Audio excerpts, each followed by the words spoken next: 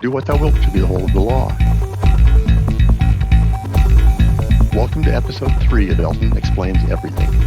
Today I go on at length about Kabbalah, or as Marlene calls it, kablah blah. I hope there will be more here than just blah blah. We'll see. You can let me know at the end of it whether I succeed.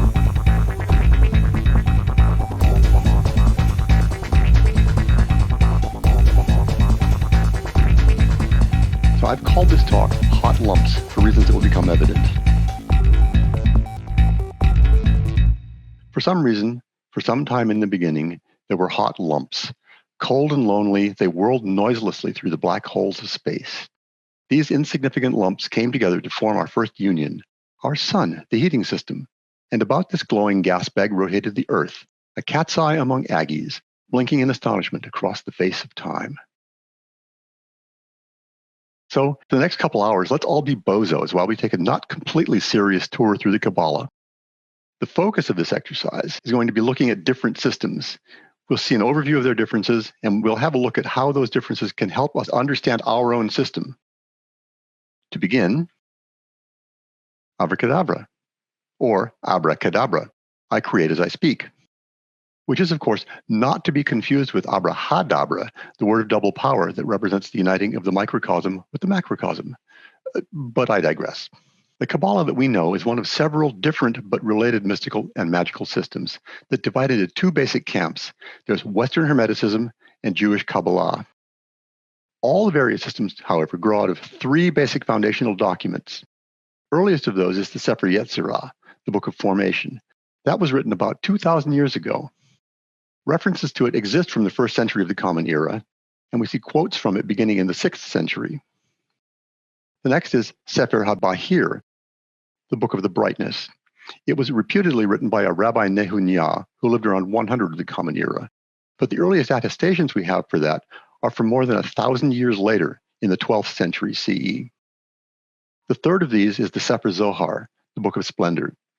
It's a collection of teaching and commentary on a wide variety of subjects. It was published in the middle to late 13th century in what is now Spain. Those are important to this talk mostly because you're going to hear me refer to them occasionally, such as, for example, this. Sefer Yetzirah begins with 32 mystical paths of wisdom engraved, Yah, and he created his universe with 3 books, with text and number and communication. The German philosopher and historian Gershom Scholem theorizes that Sefer Yetzirah was the author's attempt to harmonize early Gnostic thought with Talmudic disciplines regarding the creation of the universe and with so-called Merkabah mysticism, which bases its teaching on stories related in the biblical book of Ezekiel and other reports of ascent to the heavenly palaces and about the throne of God. Personally, I find his theory quite credible. Kabbalah and Gnosticism have quite a bit in common. For example, they have a model of the universe that proceeds in stages down from an indescribable one to the physical world,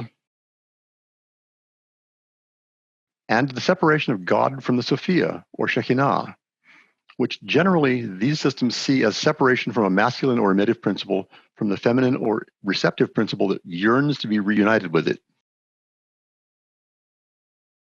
Those similarities, among others, are certainly how we view it in Western Hermetic Qabalah. On the other hand, just like Gnostics, Kabbalists can't agree who gets to do what, where, with which, or to whom. There are several competing schools of thought even on the basics of Kabbalah, and each school has its schisms, which is to say it's no different from any other special interest group on the planet. So with that in mind, what I'm not going to do today is tell you how to interpret Kabbalah. However you want to spell it, pronounce it. There are enough introductory lectures on the sephirot, the paths, the pillars, the maximum airspeed velocity of an unladen swallow, many of them disagreeing with one another. And as Rudyard Kipling assures us, every single one of them is right.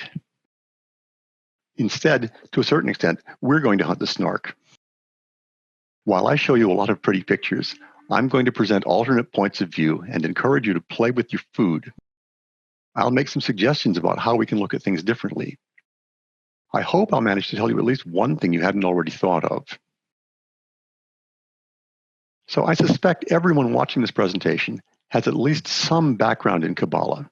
But just in case someone was brave enough to come in here cold, I'm going to start by reviewing a few of the basics. First thing, those circles on the screen. In the tree of life, they're called sephirot, sort of. That's the plural. Each individual one is a sephirah. Two or more of them are sephirot. The word sephirah means counting or enumeration, that is to say, number. You'll also hear people call them spheres. That's kind of accurate given how we use them, but isn't what the word means. There are 10 of them. Seriously. Sefer Yetzirah, which we quoted just a moment ago, is pretty emphatic about that. 10 and not 9. 10 and not 11. 5 is right out. But as humans, we're nothing if not masters of creative compliance. Various systems find a way to sneak in an 11th sephirah under the covers. It's here. But no, it's not. Except when it is. Kabbalists find it useful, but they're generally quick to point out that it isn't exactly a part of the tree. Hold on to that thought, because I'm going to come back to Da'at later in the talk.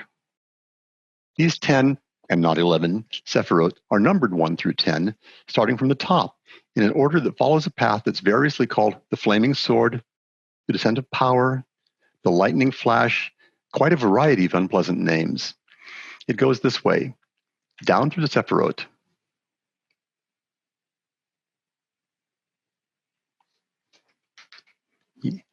All right, the vertical groupings that you see on the screen are pillars. There are 3 of those, justice on the left, mercy on the right, and balance between them. They each have other names, okay, but those will do for now. So Hermetic Qabalah also divides the tree into 4 sections according to triangles that are sometimes also called triads. These are the supernals, consisting of Keter, Chokhmah, and Bina. The ethical or moral triangle, consisting of Hesed, Gevorah, and Tiferet. The astral or magical triangle, consisting of Netzach, Hod, and Yesod. And lastly, Malchut, all by itself, blinking in astonishment across the face of time. Those divisions into triangles will be useful later when we talk about other features of the tree, which brings me to a point where I say it's difficult to talk about Kabbalah only one piece at a time because all of the various things about it overlap so much. So you'll often hear me using words more or less to the effect of, wait for it. I apologize for that, but be patient. All will become clear later. So, finally, the presentation. I'll make some side trips into other systems, but I'm going to focus on Western Hermetic Qabalah. That begins more or less like this. Kabbalah, the Jewish mystical system from which all this descends, began in or around the 2nd century of the Common Era, but the way it's represented as the tree of life is not nearly so old. We're not sure how old, but it probably wasn't thought of until sometime into the 2nd millennium of the Common Era. And even today, we don't all agree on how it's laid out. There is, however, general agreement within Western Hermeticism, so here's some background on that. The tree of life with the path layout we're used to was developed in or shortly before the 1400s as an offshoot of Jewish Kabbalah. Around then, Giovanni Pico della Mirandola promoted a syncretic worldview that combined Platonism, Neoplatonism, Aristotelianism, Hermeticism, and Kabbalah by way of developing a Christian Kabbalah. For his trouble, he was arrested and his book was banned by the church. Fortunately for us, that wasn't the end of it. In the early part of the 1500s, the German magician and occult writer Heinrich Cornelius Agrippa wrote a treatise called 3 Books of Occult Philosophy. These greatly influenced Western magic, and they incorporated Kabbalah in their theory and practice of Western magic. So Pico's Hermetic syncretism was further developed by a Jesuit priest named Athanasius Kircher, who wrote extensively on the subject in 1652. Kircher added to the mix elements such as Orphism and Egyptian mythology. So Kircher's efforts notwithstanding, the church stopped endorsing Hermeticism. So it was driven underground, and a number of Hermetic brotherhoods formed. Then along comes the Enlightenment age. Now we have its skepticism of mainstream religion. So the exoteric and theological Christian Kabbalah declined, while the esoteric occult Hermetic Qabalah flourished. Then we reach 1801.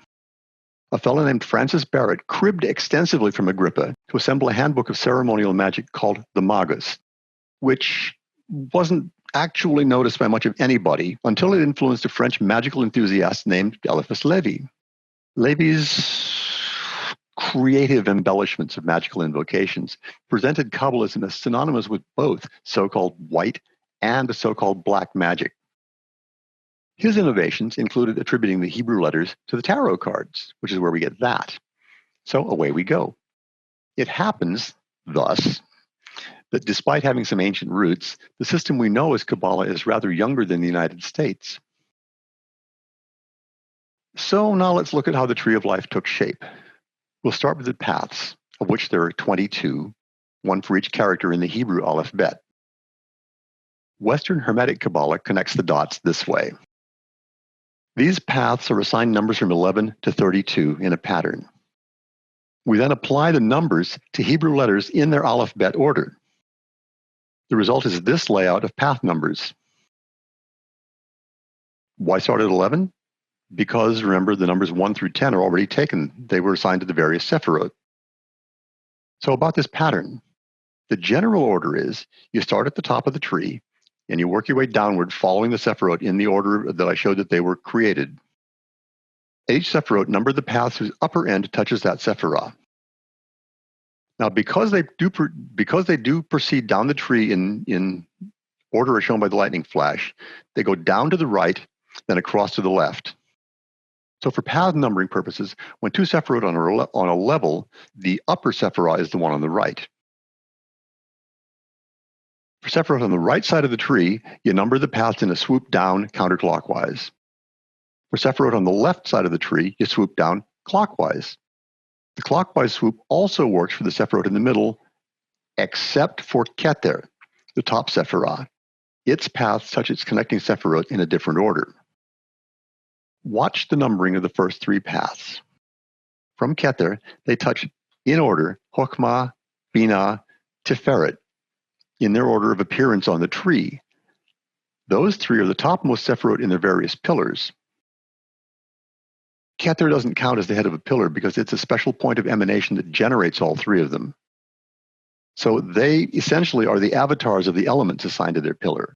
Chokhmah for fire, Binah for water, and Tiferet for air. You'll probably note that I left out earth, our fourth classical element.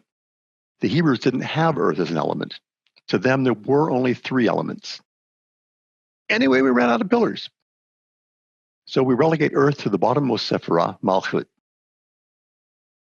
I've probably said this before, but we'll talk later about why that's special. So the rest of the pattern goes the way I explained. Watch this path numbering order. You go counterclockwise down from Chokhmah, clockwise down from Binah, counterclockwise down from Chesed, clockwise down from Gevarah, and then from Tiferet, counterclockwise down from Netzach, clockwise from Hod, and from, well, there's actually only kind of one path to take down from Yesod. Except for the path leading from Keter, this path ordering doesn't strike me as particularly meaningful. Still, it does contain the occasional surprise. For example, note that the letters of the tetragrammaton form a triangle whose apex is at Chesed.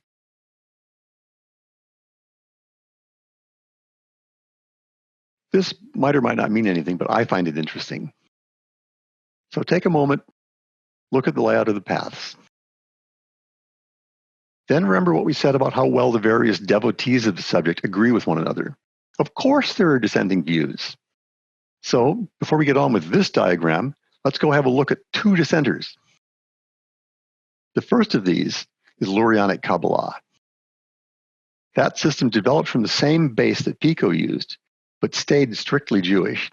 It's named for the rabbi who developed it, Isaac Luria, also known as the Ari.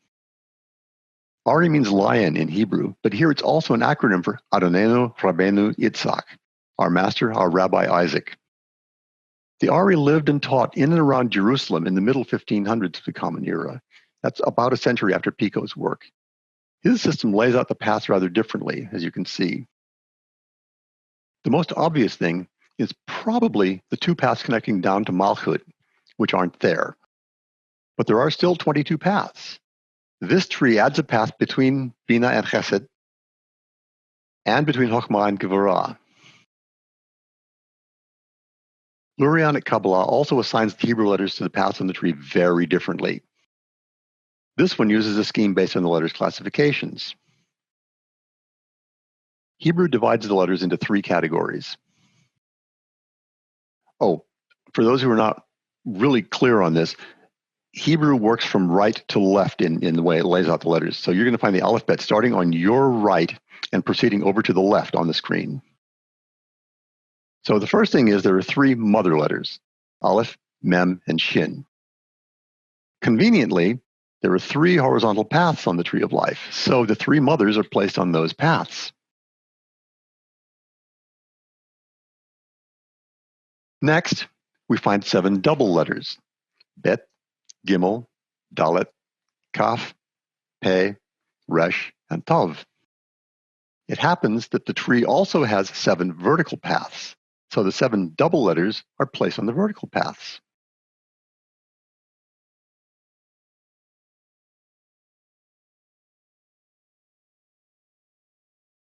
So subtracting out the mother letters and the double letters leaves us with 12 simple letters.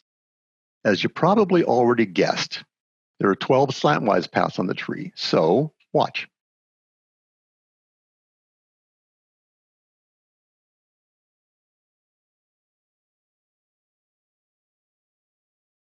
Ta-da! This layout of the tree has one feature that I personally find amusing. That's this pattern of path near the top. That would be utterly meaningless, except it makes perfectly obvious what function our old friend Baphomet serves. But wait. Let's step back all the way to just the sephirah. Okay, I said there were different points of view. Different, Yvonne? Let me show you different. Let's inspect our next descender.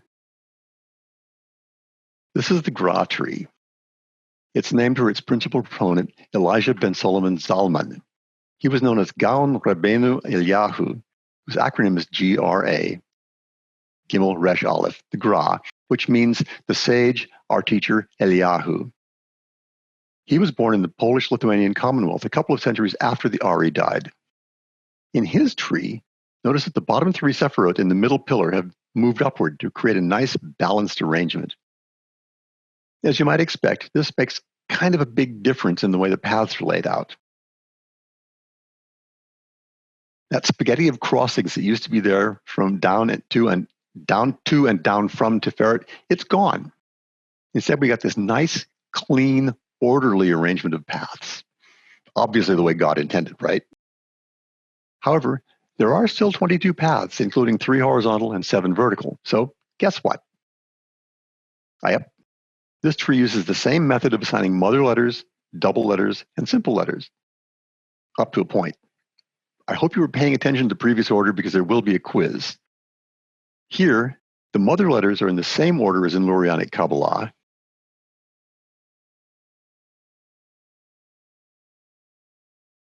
But the double letters have switched around at the top of the tree. Instead of being ordered left, right, middle, now they're ordered middle, right, left, this way.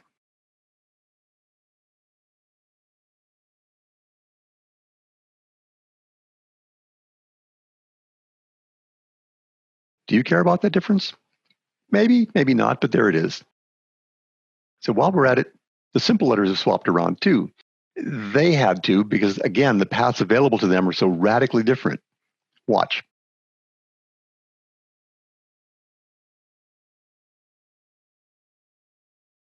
Remember what I said about this layout being clean and orderly? Now that's orderly. Vicky points out no space for dot. Yeah, that's true. We'll come back to that. Which, slightly off topic, I heard a story about the three arrangements of the tree we just looked at. I don't know if it's true or not, but the story goes that Kircher did his work on Western Qabalah primarily to get that pesky Judaism out of Kabbalah. And the Gra did his work principally to get that pesky Hasidism out of Kabbalah. So take that or leave it. There's one last thing I want to call out before we get back to talking about Hermetic Qabalah. In the three trees we've now looked at, exactly two paths have identical representations in all three systems. There's Kaf, connecting Hesed with Netzach, and Tov, connecting Yesod with Malchut. Does this mean anything? Probably not, but if you're so inclined, you can spend a few minutes pondering that coincidence. If gematria happens to be your thing, Kaf Tov sums to 420, for whatever association that may have for you. Oh, and the Hebrew word kat, Kaf Tov, indicates a partisan sect, a party, a faction, that kind of division. That or a herd. On to our next topic, veils. When we talk about veils on the Tree of Life, we essentially mean consciousness shifts. Each veil is a barrier that must be crossed in order to partake of the essence of the part of the tree you're trying to get to. Where we want to go requires a different mode of consciousness than whatever we're currently employing. Not thinking, mind you, but consciousness. Thinking is only one form of consciousness. To get a feel for that, let's look at the veils as they sit on the tree. The first on our list is the abyss. The abyss is everybody's favorite veil.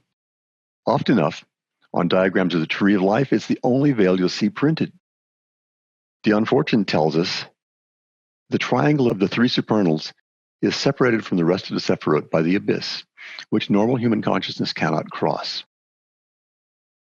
True enough, crossing the abyss successfully requires abandoning even one's own ego. Personally, I find that really difficult to imagine, let alone trying to do it.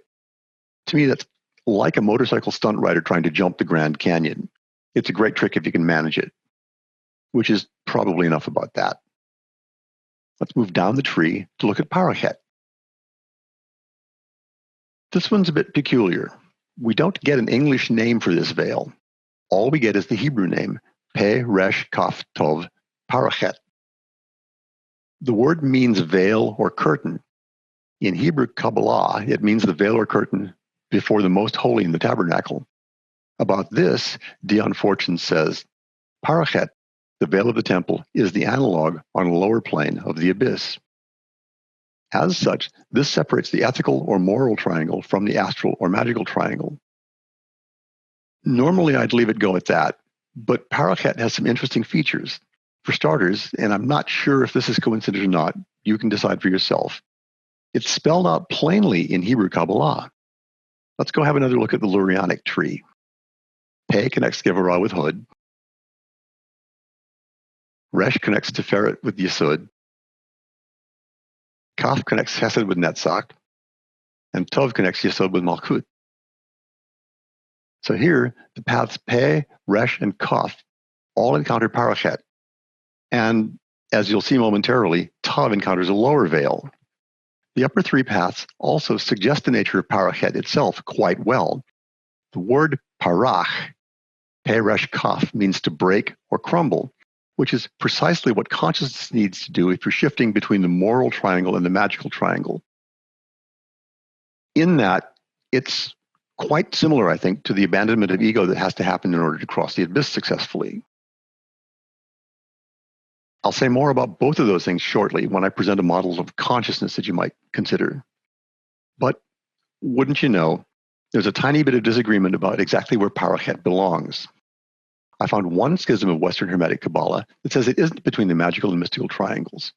Rather, it's below Hod and Netzach, above Yesod. Okay. I'm sure they have their reasons, but they are an outlier, so we can acknowledge their disagreement while ignoring it. Continuing downward, the bottommost veil is the veil of the profane. About that, Dion Fortune says the lowest four sephirot are not a triangle, but a quaternary, which belong to the planes of form, wherein force is no longer free moving, but cabined, cribbed, confined. Well, yeah, but the story is more complicated than that. As you can see, the veil of the profane separates the lowest sephirah, Malchut, from the rest of the tree above it.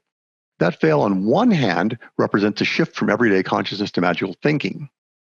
But seen another way, it suggests that to move downward past that veil, one must abandon memory and emotion. So now, jumping to the top of the tree, there's one more veil to introduce, the presence of the Most High. This sits above Bina and Chokhmah and below Keter, that is, between division and unity, between the not one and the one. There are those who suggest that it cannot be bridged while one's physical body still exists. To cross it, one goes beyond the ego abandonment that was the abyss, instead abandoning all concept of division. We don't say much about that transition because we can't say much. How do you describe a thing that is simultaneously everything and nothing? Those then are the veils on the tree, with a little bit of context about what they indicate. If you want more information, try these books. There's John Bonner's Qabalah, a primer, or an older text, Dion Fortune's Mystical Qabalah, or an even older text, McGregor Mathers's The Kabbalah Unveiled. Don't rush. I'll put these books back on the screen later, along with ISBN info, so that everybody can screenshot them who wants to. For now, let's put the veils in their context by looking at the various worlds that also exist on and in the tree. According to the Zohar, the 10 sephirot are associated with 4 different worlds or planes of existence, seen from the perspective of a descending chain of progression that links the infinite divine Ein Sof with the finite physical realm. In all worlds, the 10 sephirot radiate. They are the divine channels through which every level is continuously created from nothing. While we go through this, bear in mind that all the sephirot exist in all the worlds. John Bonner reminds us, in its highest level of manifestation, the tree, and each of its constituent sephirot, is operative in the realm of archetypes, and its lowest in the realm of physical existence. There is therefore an absolutic form of Malchut, even as there is an Asiatic form of Keter. That may be, but the various systems represent those worlds as divided among the 10 sephirot. Oh, and at least one system postulates a 5th world. Or maybe that 5th world isn't exactly the same kind of world that the others are. Let's go have a look. Again, we'll start with the 4 that Western Hermeticism usually teaches. There are various ways, surprise, of dividing them among the sephirot, but this one is probably the most common assignment. Starting from the top, the 4 worlds are Atzilut, the archetypal world. It's the level of existence closest to the state of unmanifestation that Kabbalists call Ein, nothingness, which comes from the negative existence that created the tree, the universe, and everything. Since our pattern-matching brains enjoy noticing things with equal divisions and claiming that they correspond with each other, Kabbalah assigns to Atzilut the element of fire and the tarot suit wands, also called batons. Next is Bria, the world of creation. This is a continuation of the world of Atzilut, but it's one step further removed from the absolute. It's also called Horsia, the throne, which happens also to be an alternate title of Bina, the 3rd sephirah. This world contains Bina and its counterpart/predecessor Chokhmah. So here's where the process of creation, as it's understood below the abyss, begins. So Kabbalah assigns to Bria the element water and the tarot suit cups. Next is Yetzirah, the world of formation. One step below Bria, thus even further removed from the absolute, Yetzirah is where the constructive phase of the process of creation occurs. It contains the sephirot of both the ethical and the astral triangles, which collectively are known as the sephirot ha-benyin, or sephirot of construction. Those sephirot, all 6 of them, are sometimes compared to the biblical 6 days of creation that are described in Genesis. So to this, Kabbalah assigns the element of air and the tarot suit swords. End of the parade is Asiya, the world of action. This is the world farthest removed from the absolute, where the energies are finally dispersed enough that matter can exist. Looked at another way, it's where the generative forces set loose in absolutes finally come to fruition. This world, as did absolute, contains only one sephirah. Here it's Malchut, the kingdom, blinking in astonishment across the face of time. Kabbalah assigns to Asiya the element earth, and the tarot suits discs, which are also called coins or pentacles. Kabbalists find significance in the idea that Asiya contains only Malchut, as Atzilut contains only Keter. That particular correspondence is a reminder of something that we hear often. Keter is in Malchut, and Malchut is in Keter, but after another fashion. Yeah, but there are competing schools that lay the worlds out differently, and in those layouts, that maxim is a little bit less clear. For example, Kabbalah also has a school of thought that assigns the four worlds strictly according to the triangles. Atzilut is all three supernals. Bria is the ethical triangle. Yetzirah is the astral triangle. And in Asiya, Malchut sits alone. Once again, cat's eye among Aggies. So that's a simple enough mapping, cheap and cheerful. However, the clean separation of Keter into its own category is gone. So any equivalence between Malchut and Keter has become muddled. That's our first example. But making the question of Keter's equivalence to Malchut really murky requires that we back up to the question of how many worlds there are anyway. Case in point. There's an implication of a fifth world that is below Malchut. That's the realm of the Klifot, Olam HaKlifot, the world of shells. You might consider this as the realm of the demons of the Kabbalah. Its shells mimic the sephirot, but embody all their negative, destructive aspects. That so-called world views Malchut as though it were the Clifotic Keter. Interestingly, we most often see the Clifot represented as being accessed through the 11th sephirah, Da'at, which sits in the abyss between the supernals and the ethical triangle. But do bear in mind that the Clifot emanate from Malchut as a distorted perception of the tree above them. On the other hand, what are we doing when we posit a distorted version of our sephirot that exists below us? We're claiming that our Malchut, or perhaps its surrogate Da'at, is some lower realm's Keter. So in some form, Keter is in Malchut after a very, very different manner. But that thought leads to a question. How do we here in Malchut know, by which I mean know for a certainty, that our Keter is not actually some other universe's distorted reflection of what sits above them?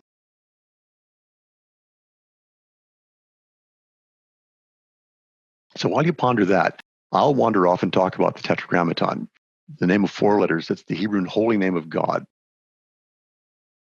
The four worlds, in whatever assignation you want to view them, are considered to be bound in some fashion to the letters of the Tetragrammaton. Atzilut is Yud, Bria is first He, Yetzirah is Vav, and Asiya is second He. Now that discloses a rather interesting connection when seen through the lens of Lurianic Qabalah. In the Aries world, the four worlds are distributed slightly differently. The bottom two, Yetzirah and Asiya, remain right where they are, but Bria is assigned to Bina alone, and Atzilut is assigned to Chokhmah. The elemental assignments to the letters are unchanged between the two systems.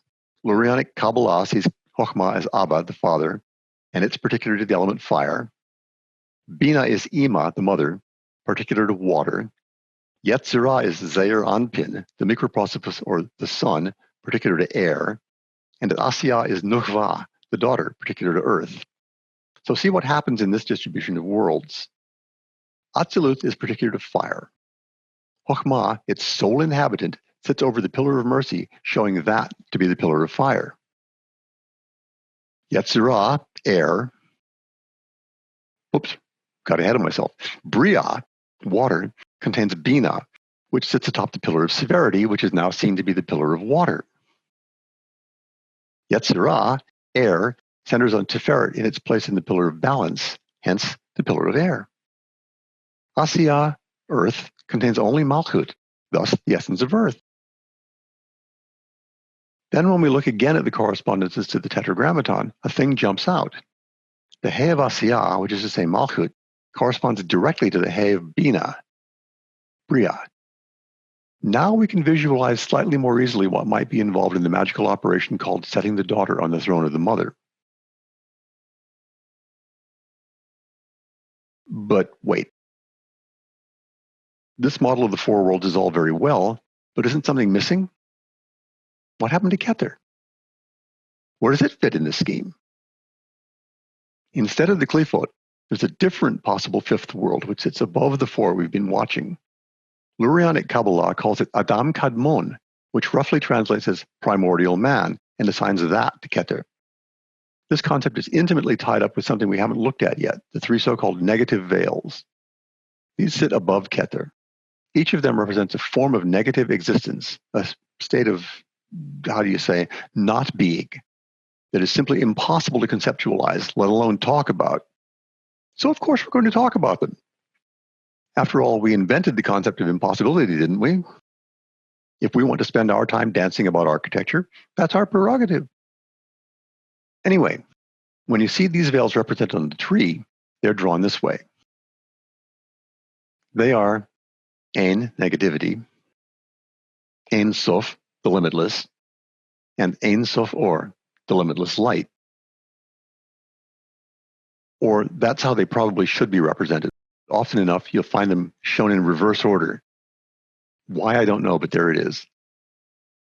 Taken together, these veils are the basis of the Kabbalistic cosmogenesis, as I'll explain. Before creation began, all that existed was the infinite light, Ein, nothingness. The first stage of creation was a contraction of the infinite light to create a vacuum, Ein Sof. Then a ray of divine light penetrated the vacuum, Ein Sof Or. This projected the persona of Adam Kadmon into the vacuum. Its first form was 10 concentric circles that emanated from the ray. The ray of light was then enclosed by the anthropomorphic form of Adam Kadmon, which is a realm of infinite divine light without vessels that's constrained by its potential to create future existence. Here, let me note that when a Hebrew Kabbalist renders Adam Kadmon, the sephirah of the left and right pillars are switched. It's as though one group sees the figure as facing the tree and the other one is wearing it. So this Adam Kadmon precedes the manifestation of the four worlds, yet it contains within it all the sephirot. As part of the Tetragrammaton, it's represented by the uppermost tip of the Yud. Thus, the Kabbalists say that the Yud has its head in Keter, its tail in Chokhmah. So that's our other contender for being the fifth of four worlds. Now we'll go talk about a different but related division of the tree. Along with worlds, Kabbalah also divides the tree into souls. There are at least 3 of these, possibly 5 or more, but Western Hermeticism tends to teach 4.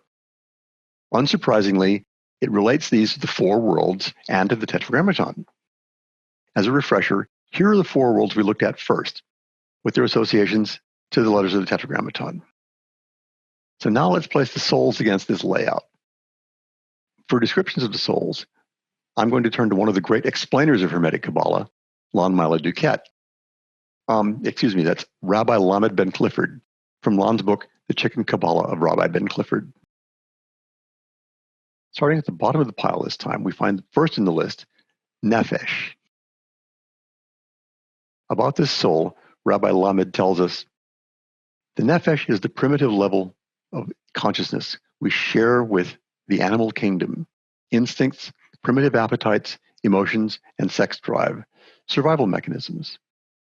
Biblically, scholars translate Nefesh as take your pick of soul, living being, life, self, person, desire, appetite, emotion, passion.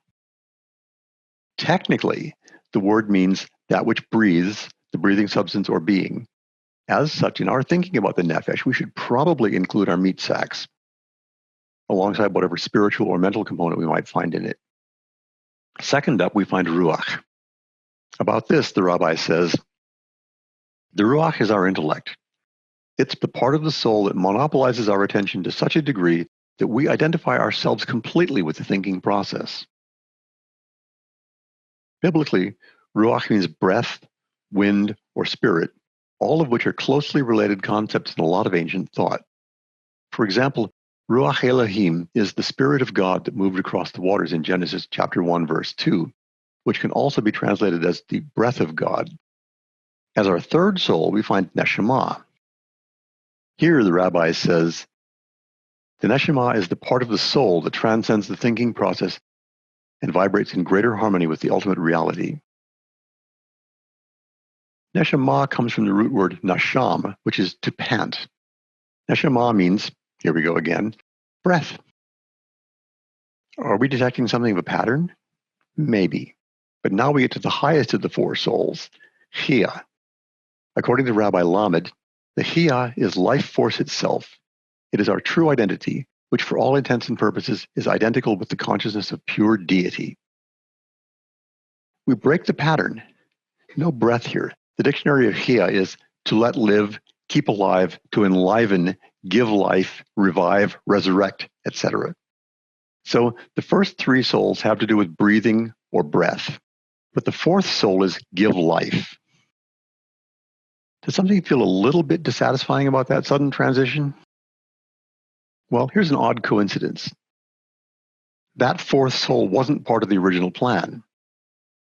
Once upon a time, there were only three souls. In fact, some splintered factions of Kabbalah still say so, letting neshama encompass all the supernals. Note, though, that's not common thinking in Kabbalism. The soul Chia is more properly part of a boxed set, sharing primacy of place with its more exalted sibling Yehidah, or uniqueness. These two are sometimes seen as being contained within Neshama, other times not. We find them first introduced as part of a set of teachings spread throughout Zohar. In that teaching, the model is three initial souls which are given to all humans at their birth.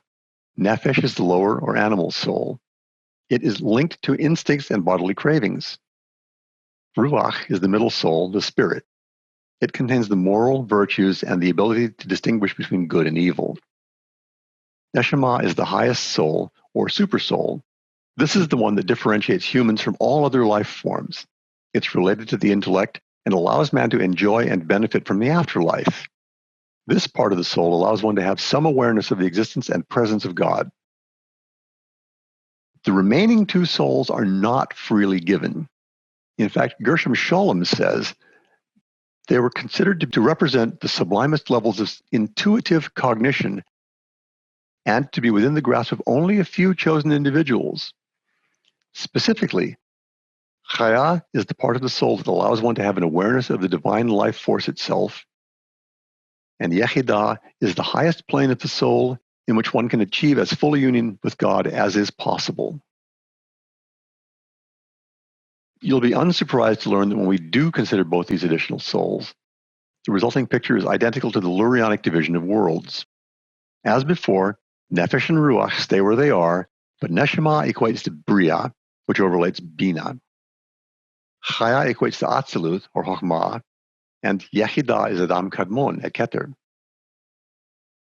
Lurianic Qabalah explains that these soul divisions are ascending levels of soul consciousness. In other words, the souls are much like the Kabbalistic worlds in their view of how creation is divided and how it needs to be approached on its various levels. The difference between worlds and souls seems to be in their application. The worlds are stages of development that proceed from the one, indicating the various aspects of causing creation to occur. Souls, by contrast, are stages of spiritual awareness that progressively bring us closer and closer to union with the one. So now, having talked about worlds and souls, I'm going to use these to suggest a way to use the tree to model the mind. There is a model of consciousness, that is, of the mind, that maps onto the tree as rather a nice fit with the four worlds of Hermetic Qabalah. First off, what do I mean by mind? The OED defines mind as the element of a person that enables them to be aware of the world and their experience, to think and to feel, the faculty of consciousness and thought. The final clause is possibly over-restrictive, since consciousness and thought may not be the same faculty of consciousness as feelings.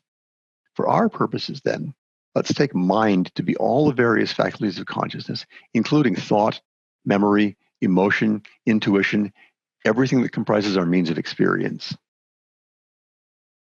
So considered as such, mind divides into two general areas, the conscious and the unconscious. The conscious part of mind is that faculty of consciousness, and thought. It's the part that analyzes thoughts, feelings, and experiences, that asks questions, that makes decisions.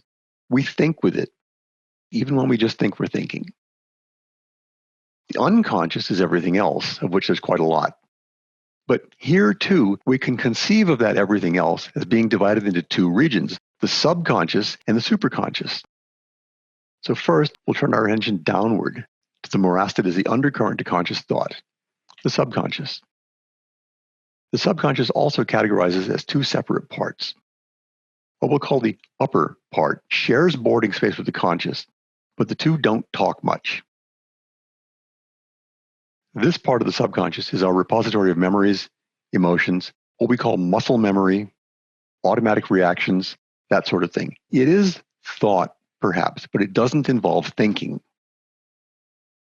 Connected with that, but even farther removed from the conscious part of our mind, and hence lower, is the part that includes the meat, the sensorium through which we obtain impressions of our surroundings, and the nervous system that transmits the incoming signals to the place where they get processed.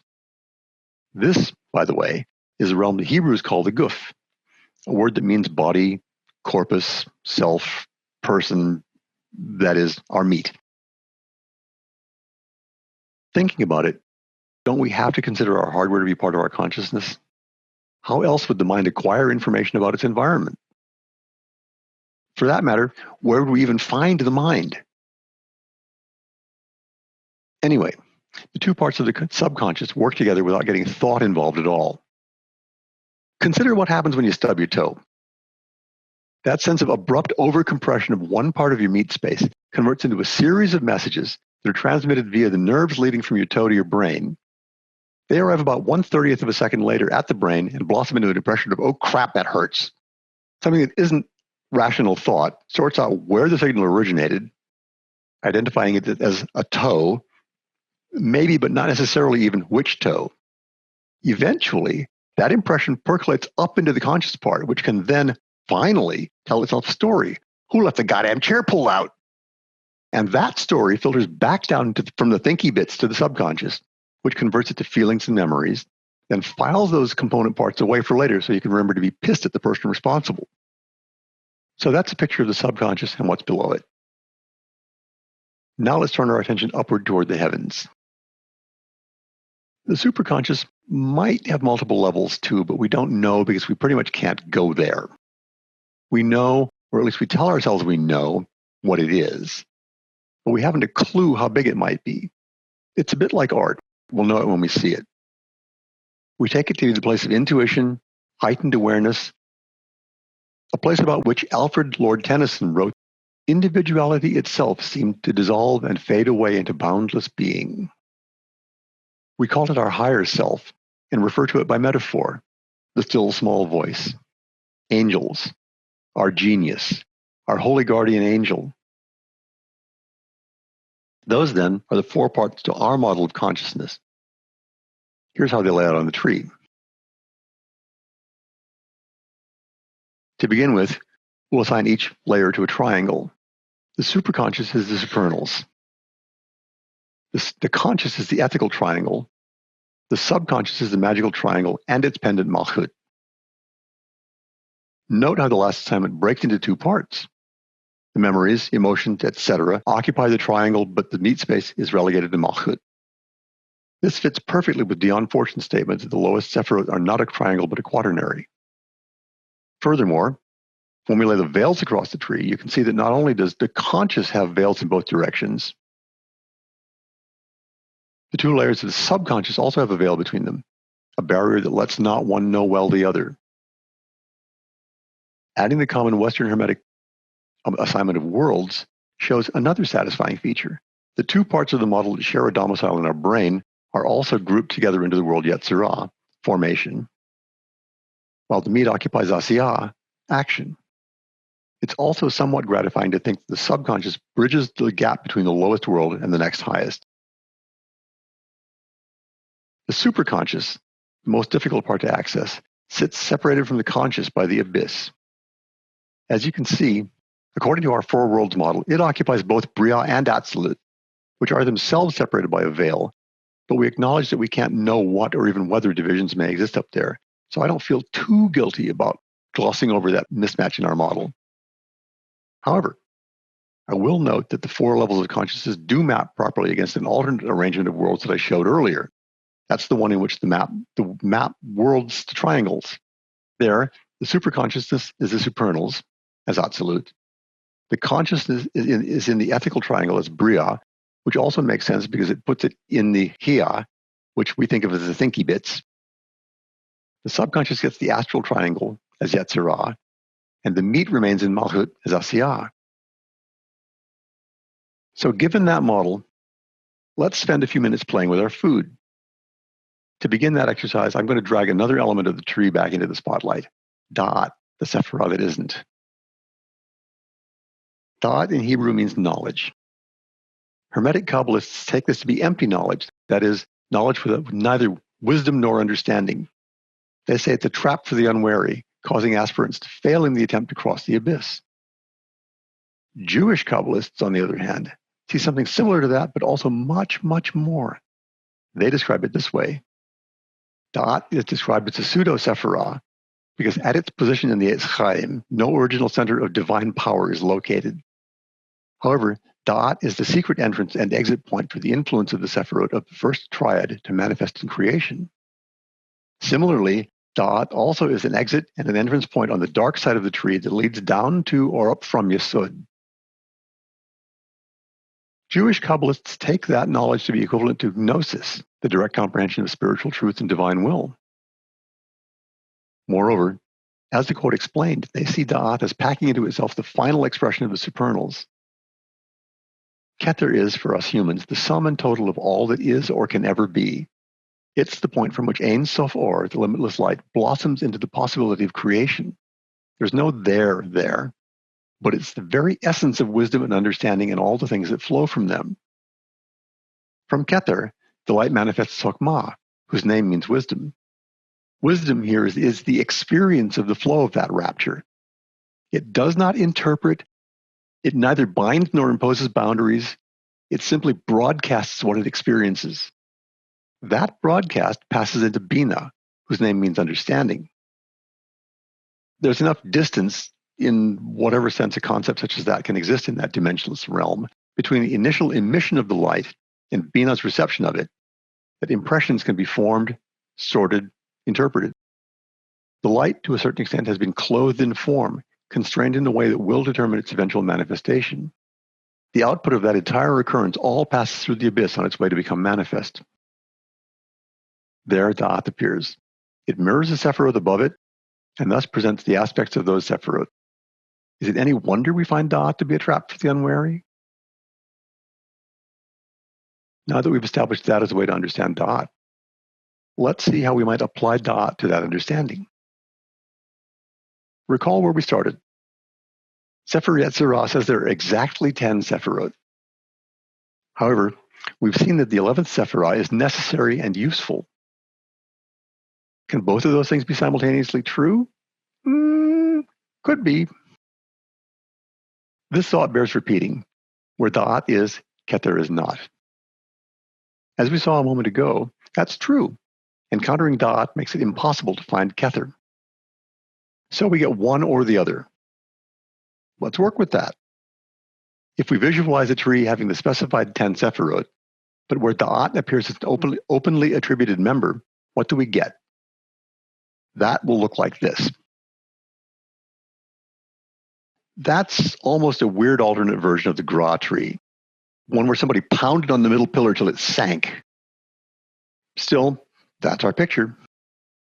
Curiously, a few years ago while Vicky and I were studying Hebrew, a friend of ours from class showed me a book that had a medieval painting of three bushes or short trees in it. It had flowers pouring water into one another with exactly this arrangement of flowers.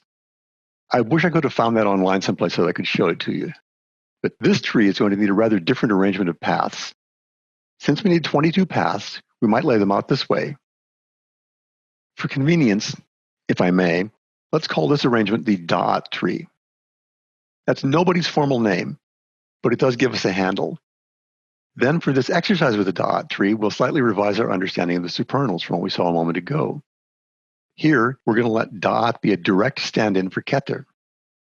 Also, having shown this arrangement of the paths, I'm going to abandon them. They are not relevant to this thought experiment. Instead, when I look at these sephirot, this graphic image jumps out at me. I see 3 descending triangles, each one with a point in the center. Given this picture, we can suggest some things about the nature of the 4 worlds. Consider each of these triangles as a world. As you can see, each world can be seen as being centered around the slowest sephirah of the world above it. Thus, the sephirot of the middle pillar are each explicitly both an emitter and a receptor, pretty much the definition of balance.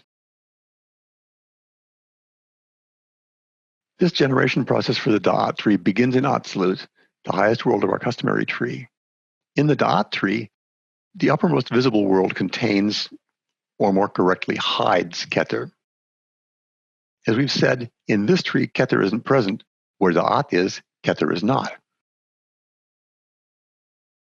But let's look at that statement slightly differently. Let's present it as where Da'at is, Keter is not. With that change, what we're saying is that Keter is effectively our Ein, a negative veil. Creation starts at the point of Da'at and proceeds through the worlds in stages. But we start this investigation by looking up, not down. We want to see what created Da'at, that is, Keter. Keter is actually the lowest, let's call it influence, of its triangle, since the other 3 elements of that group aren't sephirot as we conceive them. Rather, the upper pair of that triangle are Ein Sof and Ein Sof Or, 2 of the negative veils. The focus, which is the center point, is Ein, pure unadulterated nothing. In this, we see that Absolute, the world that contains Keter, really is a world of emanation, not of creation. Keter creates a group having Da'at as its focus. This is Bria, the world of creation. This group is Chokhmah, Bina, and Tiferet, which are seen as the 3 elements of the Old Hebrew system. If you think about it, that's correct. Those really are the world of creation. If everything is composed of some combination of fire, water, and air, then these are the engine of creation. The lowest sephirah of that triangle, Tiferet, creates a grouping whose center is Tiferet. There's no name change here because we've left the presence of the Most High. Elvis has left the building. This is Yetzirah, the world of formation. It contains Chesed, Gevorah, and Yesod. Yesod, in its turn, creates and becomes the focus of a triangle whose upper members are Netzach and Hod, and whose lowest sephirah is Malchut. This is Asiyah, the world of action. So there. Using this model, we've described the 4 worlds.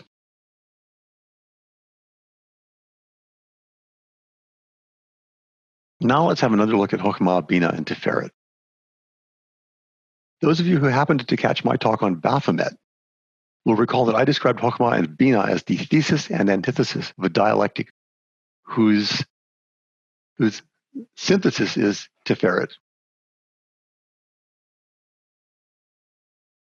Well, here that dialectic is. It's front and center in our suggested world of creation. Better yet, its outer sephirot are correctly placed to be the tops of their individual pillars. This has some other interesting features. For example, the veils take on a specific role that suggests how to approach them. The abyss separates Tiferet from all the other members of its group. Parachet isolates Yesod. The veil of the profane separates Malchut. So why is this significant? In every case, we see the upper sephirot of the triangle as a thesis and antithesis, with the lowest sephirah being their synthesis. To come to that synthesis, you must equilibrate the 2 opposing views. That's the means by which you pierce the veil. But each synthesis is unstable. It produces yet another dichotomy. The new dichotomy manifests in the world below it. This slightly revises the model of consciousness we looked at a few minutes ago. Specifically, we've concentrated the seat of each level into a specific sephirah of the middle pillar. The lowest level of the subconscious, the guf, is, as before, in Malchut. That's separated by the veil of the profane from the thesis and antithesis created by the upper level of the subconscious, which is located at Yesod. Yesod is below Parachet, which is the synthesis of the dichotomy created by Tiferet, which is the seat of the conscious. That, in turn, is below the abyss from the dichotomy of the superconscious created by Keter, which also manifests as Da'at. So at this level, the presence of the Most High creates the One completely. The nearest we can come to apprehending that is imperfectly through the lens of Da'at. As Christian Apostle Paul wrote in 1 Corinthians, we see through a glass darkly. Further, we can extend that model downward. That would make Malchut the focus of a downward emission. It becomes the Keter that is the focus of yet another tree, which in turn becomes and creates the triangle whose focus is Yesod. Yesod becomes the Ain of everything above that plane.